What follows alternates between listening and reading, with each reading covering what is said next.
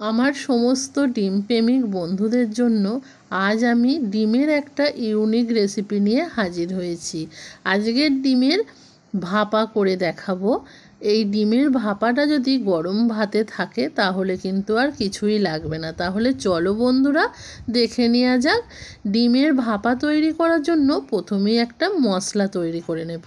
তার জন্য এখানে দেখো, এখানে সর্ষে নিয়ে নিলাম 1.5 চামচ, পোস্ত দিয়ে দিচ্ছি ওই চামচেরই 1 চামচ ভর্তি করে। এবার এটাকে শুকনো অবস্থায় ভালোভাবে পেস্ট তৈরি করে নেব। কেন বলো তো, এখানে জলটা দিয়ে দিলে খুব ভালোভাবে মিহিভাবে পেস্ট হবে না। এই রকম অবস্থায় পেস্ট হয়ে গেছে। এবার এতে আরও কিছু জিনিস দেব। তার মধ্যে আছে কাঁচা লঙ্কা। এখানে কাঁচা লঙ্কা 8-10 পিস কাঁচা লঙ্কা দিয়ে দিলাম। আর দিয়ে দেব নারকেল। এখানে 1 পিস নারকেলের হাফ আমি কুড়ে নিয়ে দিয়ে দিলাম। নারকেলটা দিয়ে এবার এখানে দিয়ে দেব জল। জল দিয়ে এটাকে একটা ফাইন পেস্ট তৈরি করে নেব। যে কোনো রান্না করার আগে মশলাটা কিন্তু তৈরি করে নেওয়াটা বেস্ট। দেখো, এবার একটা ঢাকা দিয়ে এটাকে ফাইন পেস্ট তৈরি করে নিয়েছি। কতটা সুন্দর হয়েছে দেখো পেস্টটা। এবার এটাকে সরিয়ে রাখবো। ডিমের ভাপা করার জন্য একটা পাত্র নিয়ে নিয়েছি। তার মধ্যে যে পেস্টটা আমি তৈরি করে রেখেছিলাম সেই পেস্টটাকে ঢেলে নেব। সমস্ত পেস্টটা ঢেলে নিয়েছি। এবার এখানে দিয়ে দেব 2 চামচ টক দই। টক দইটা দিয়ে ভালোভাবে এই পেস্টটার সাথে মিক্সড করে নেব। এই রকমভাবে ফেটিয়ে নেব। দেখো, ব্যাটারের ঘনত্বটা তোমাদেরকে দেখিয়ে দিচ্ছে। এবার এর মধ্যে আরও কিছু উপকরণ কিন্তু মেশাতে হবে।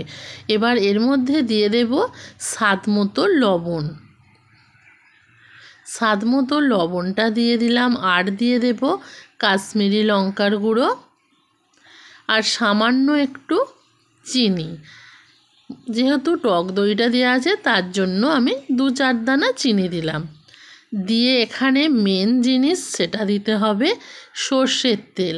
এখানে একটু বেশি পরিমাণে সর্ষের তেলটা দিতে হবে, কারণ যেহেতু ভাপা ডিম তৈরি করব তার জন্য এখানে তেলের পরিমাণটা একটু বেশি দিলে এই গ্রেভিটা খেতে খুব সুন্দর হবে। দিয়ে ভালোভাবে সব কিছু উপকরণকে দেখো ফেটিয়ে নিয়েছি।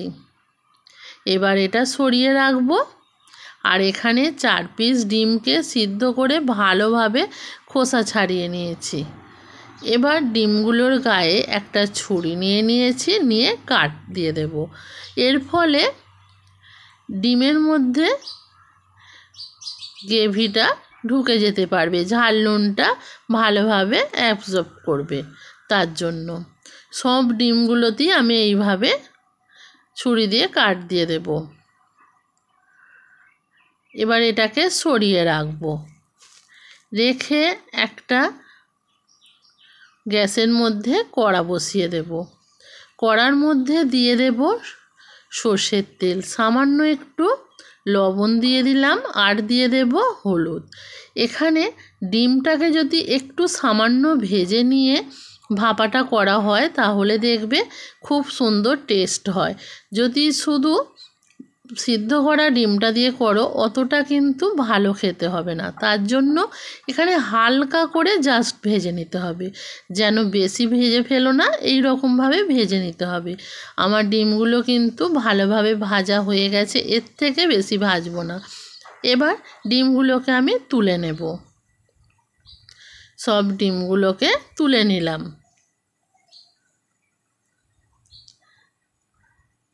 এবার যে মশলাটা আমি করে রেখেছিলাম তার মধ্যে এবার ডিমগুলোকে আমি দিয়ে দেব। একে একে সমস্ত ডিমগুলো আমি দিয়ে দেব। ডিমের অনেক রকমেরই তো রেসিপি খেয়েছো, কিন্তু এই রকমভাবে ডিমের ভাপা একবার হলেও বানিয়ে খেয়ে দেখো বন্ধুরা, দুর্দান্ত হয়। এটা গরম ভাতের সাথে যদি থাকে কিন্তু দুপুরের খাওয়াটা জমে যাবে, আর কিছুই লাগবে না। এবার সব কিছুটা ডিমটা দিয়ে সব কিছু মশলাটা ভালোভাবে ডিমের সাথে মিক্সড করে নেব। মিক্সড করা হয়ে গেছে, 5 মিনিট মতন রেস্টে রাখবো। আর এদিকে দেখো এখানে কড়ার মধ্যে তেল আছে। ডিম ভাপাটা অনেকে অনেক রকমভাবে করো, অনেকে টিফিন কৌটোর মধ্যে দিয়ে করো। আমি যেহেতু এই কড়ার মধ্যে দিয়ে করব। কেন বলো তো? টিফিন কৌটোর মধ্যে দিয়ে করলে সেই গরম অবস্থায় টিফিনটা খোলাও যায় না, আর যখন খোলা যায় তখন ভাপাটা কিন্তু ঠান্ডা হয়ে যায়।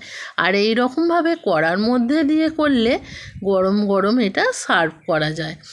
কড়ার কিন্তু তেলটা একেবারে ঠান্ডা হয়ে গেছে। এই অবস্থায় আমি সব কিছু দিয়ে দিলাম, আর বাটিটা ধুয়েও কড়ার মধ্যে সামান্য একটু জল দিয়ে দিলাম, দিয়ে ভালোভাবে এটাকে নাড়াচাড়া করে নেব।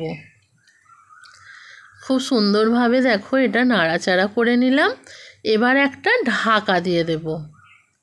ঢাকা দিয়ে গ্যাসের ফ্লেমটা অন করে দেব।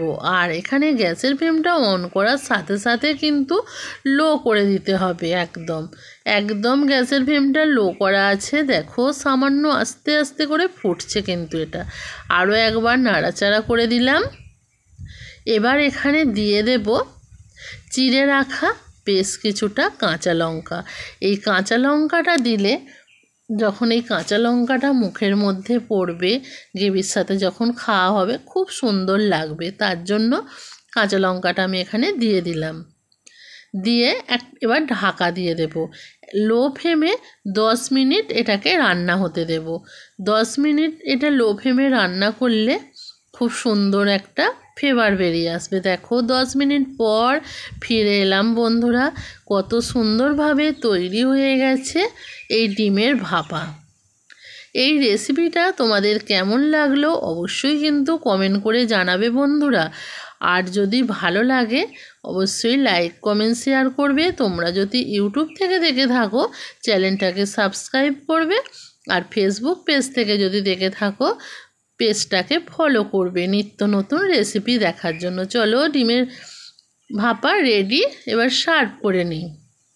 গরম গরম ভাতের সাথে এই ডিমের ভাপা জাস্ট অপূর্ব লাগবে। আশা করছি আমার যে সমস্ত বন্ধুরা ডিম প্রেমিক তাদের এই রেসিপিটা খুবই ভালো লাগবে। তারা একবার হলেও এই রকমভাবে বানিয়ে খাও। আজকের মতন তাহলে আসি, টাটা।